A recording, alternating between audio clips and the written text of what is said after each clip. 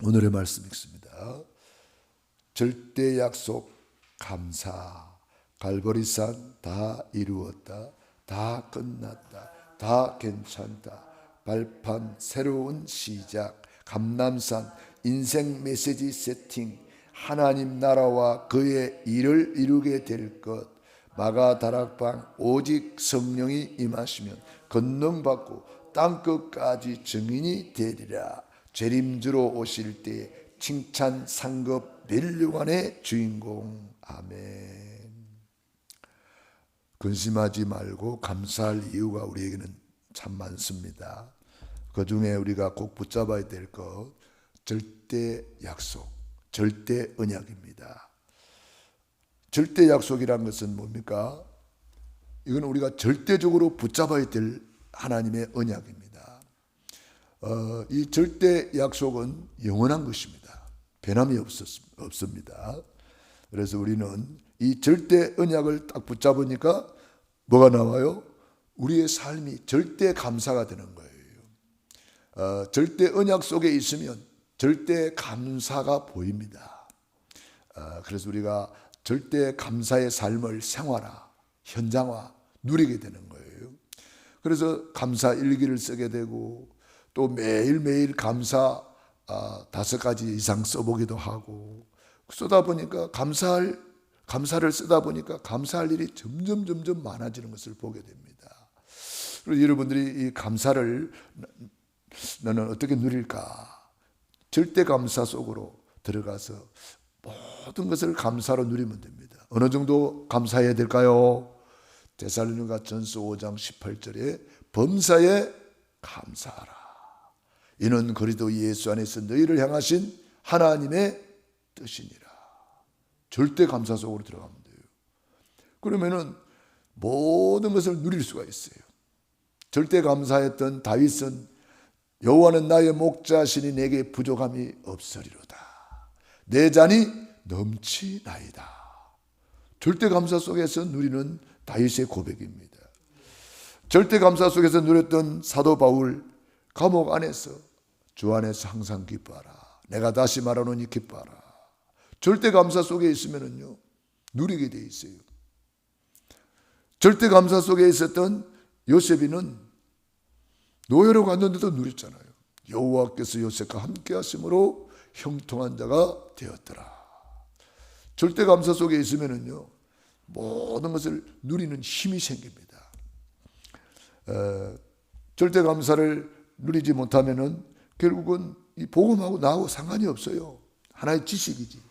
그냥 지식으로 알고 있는 거예요. 갈보리산, 십자가에서 주님이 못 박혔다, 다 이루었다. 그거 모르는 사람 누가 있어요? 그걸 감사로 누릴 때에 이게 내 것이 되는 거예요. 그러면 뭐가 보입니까? 다 이루었다. 이 말은 다 끝났구나. 내 과거 문제 다 끝났다.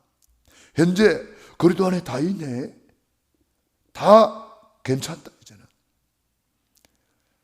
노예로 가도 괜찮고 감옥 가도 괜찮고 누명 써도 괜찮고 왕따를 당해도 괜찮고 요셉이한테는 그 모든 것이 다 괜찮았어요. 그 속에 더 좋은 계획이 있었어요. 다 발판이었어요. 형들의 핍박이 발판이었고요. 어머니 일찍 돌아가신 것도 발판이었고요. 노예로 팔려간 것도 발판이었고요. 감옥 갔는데 더 좋은 발판이 거기 있어요. 왕궁에 갔는데 세계복음화의 발판이 거기 있어요. 그래서 여러분들이 이 절대 약속 붙잡고 절대 감사 속에 있으면요 다 발판이 되고 다 새로운 시작이 돼요. 하나님이 이걸 통해서 요거 하라고 그러는구나. 깨닫게 되는 거예요. 여러분들이 여러분에게 일어나는 작은 일들 속에서도 하나님의 음성을 들을 수가 있어요. 하나님의 계획을 발견할 수가 있어요. 그래서 우리는 다른 사람을 볼 때 그 사람의 허물이 보이고 약점이 보이면 그걸 우리가 볼 수 있는 눈은 예리한 눈이잖아요. 그러나 그 약점을 내가 보완해 줄 수 있다면 그 사람은 아주 지혜로운 사람이에요. 그 사람의 약점을 내가 보완해 주고도 아무 말을 하지 않고 덮어준다면 우리는 아주 믿음의 사람이라고 볼 수 있죠. 지혜로운 사람이 되고 믿음의 사람이 되고 나중에는 그리스도인, 그리스도의 마음을 가진 사람이구나 이래 되는 거죠.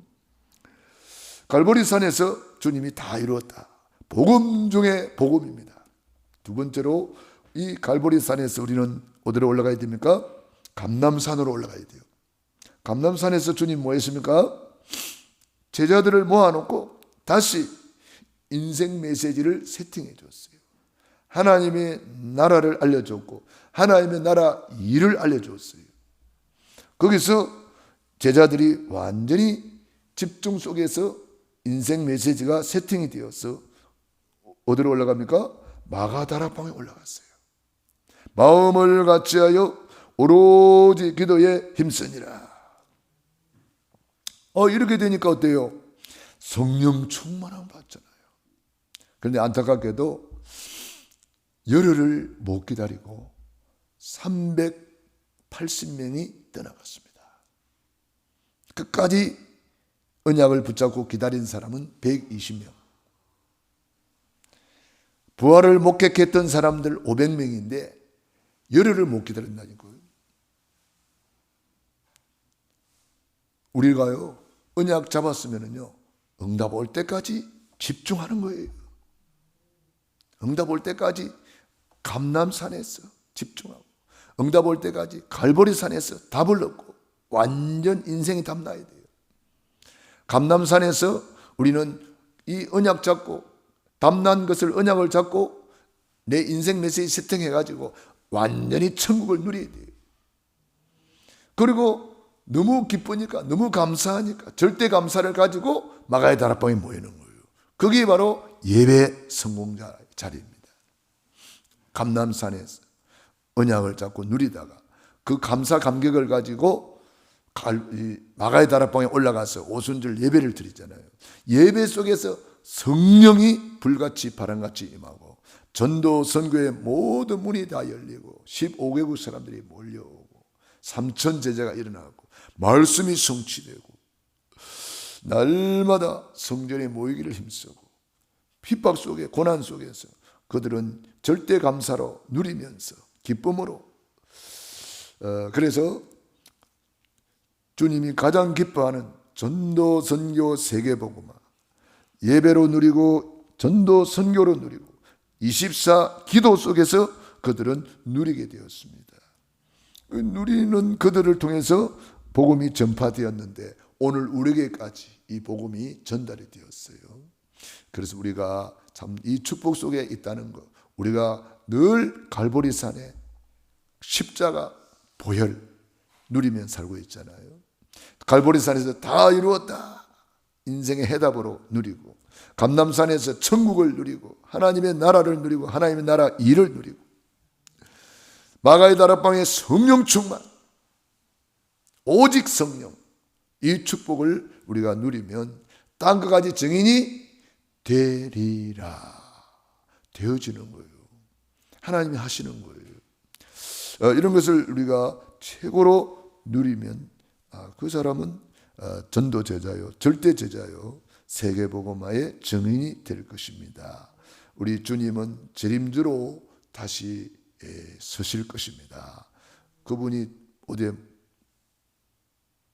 멀리 가 있다가 오는 게 아니고 주님이 우리 안에 계시다가 우리를 통해서 일하시면서 우리를 통해서 역사하시다가 재림주로 다시 서게 되는 거예요. 불신자들도 불신자들로 볼 수 있도록 찌른 자들도 볼 것이요 그랬어요. 그러니까 눈에 보이지 않게 지금은 보이지 않게 보혜사 성령으로 역사하시는데 재림주로 오신다는 것은 뭡니까? 눈에 보이게 나타난다 이 말이에요. 똑같은 그리스도예요. 3년 반 동안 집중해서 제자들에게 메시지를 전달했고 그 집중을 통해서 우리 예수님께서는 성령을 약속했습니다. 왜? 모든 믿는 자와 함께 하시려고. 그래서 마가의 다락방에 불같은 성령, 바람 같은 성령으로 받았어요. 그분이 지금 세계복음화 이루고 계시거든요. 전도, 선교, 세계복음화.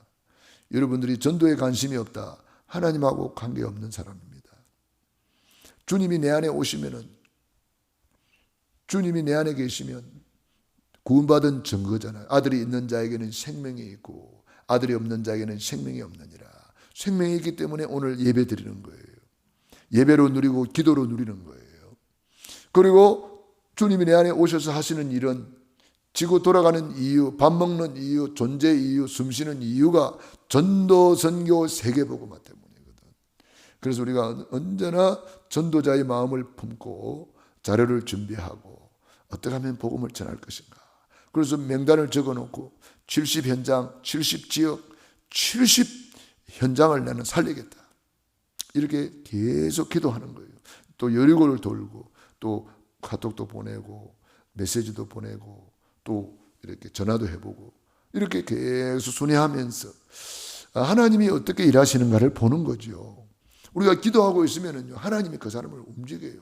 사건을 통해서 움직이고 문제를 통해서 움직이고, 어제까지는 전혀 관심이 없는 사람이 오늘 아침에 갑자기 갈급한 심령이 될 수가 있어요. 그 시간표를 놓치지 않기 위해서 그 사람을 우리가 늘 관리하는 거예요. 영적 관리하는 거예요.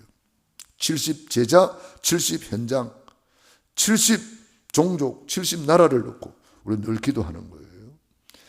그래서 우리가 중아시아 신학교, 인도, 시베리아 신학교, 파키스탄 신학교, 우리가 늘 237 나라까지 5천 종족을 향해서 계속 가야 됩니다.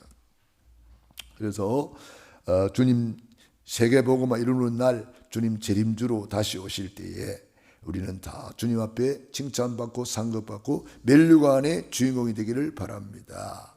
엘리야, 엘리사가 누린 나의 24시 속으로 우리가 들어가야 되겠습니다. 그들은 언약을 잡고 우상과의 전투를 벌이고 정말 하나님이 살아계심을 전 세계에 증거한 사람들입니다. 엘리사는 엘리야를 따라다니면서 그걸 보았어요. 하나님이 함께하는구나. 그걸 깨달은 엘리사는 다른 것을 구하지 않았어요. 오직 갑절의 영감을 구했습니다. 우리도 항상 누구 잘하는 사람이 있으면은, 하나님, 나는 저 사람보다 갑절의 영감을 주옵소서. 저 사람의 좋은 점을 나도 배우게 하옵소서. 이게 올바른 제자의 마인드입니다. 허물이 보이면 허물은 덮어주면 돼요. 허물이 보이면 내가 그걸 보완해 주면 돼요. 그 사람 모르게 하면 더 좋아요. 보완해 주고, 허물은 덮어주고 보완해 주고, 그 사람의 좋은 점, 갑절의 영감을 달라고, 갑절의 축복을 달라고 우리 하나님 앞에 기도하면 되죠. 그래서 우리가 남은 생에 기념비를 세워야 됩니다. 작품을 남겨야 됩니다. 엘리야, 엘리사의 하나님이 저와 여러분의 하나님이시고, 우리에게 절대 약속을 주셨고 절대 감사를 주셨습니다. 오늘도 최고로 누리시기 바랍니다. 기도하겠습니다. 하나님 우리 아버지 감사합니다. 오늘도 우리에게 좋은 날을 주시고 새벽을 깨워주시니 감사합니다. 새벽을 깨우며 기도하는 귀한 하나님의 자녀들 머리 위에 명한 손으로 안수하여 주시고 축복해 주옵소서. 성령의 기름을 부어 주옵소서. 성령 충만, 오력 충만케 하옵소서.